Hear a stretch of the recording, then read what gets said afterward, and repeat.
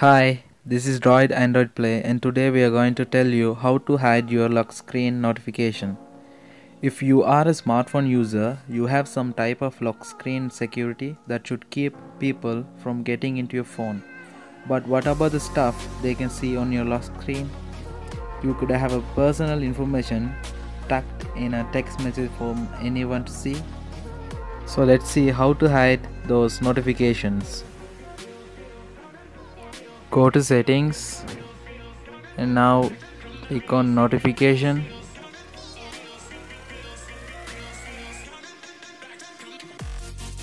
and then now click advanced option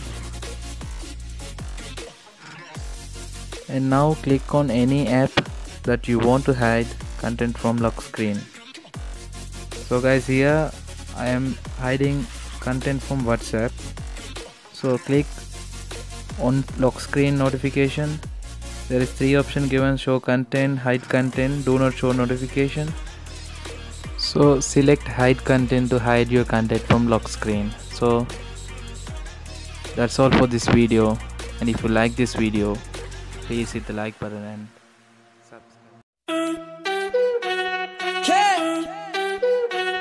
Angel of a dime, baby, and a P.O.P.